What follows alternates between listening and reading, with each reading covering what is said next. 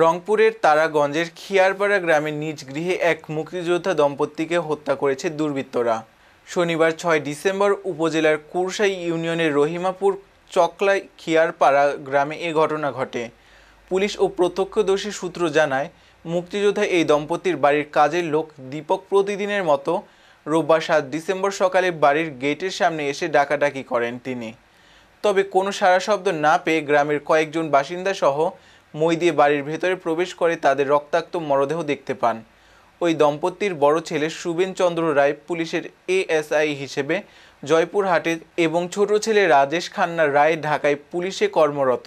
মুক্তিযোদ্ধা ও রহিমাপুর সরকারি প্রাথমিক বিদ্যালয়ের সাবেক প্রধান শিক্ষক যোগেশ চন্দ্র রায় ও তার স্ত্রী সুবনা রায় চাকলা গ্রামে বসবাস করেন।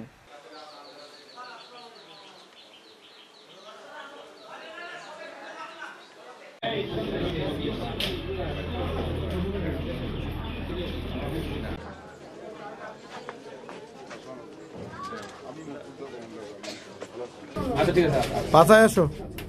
হ্যাঁ ওখান থেকে না স্যার চলতেছে স্যার, চলো।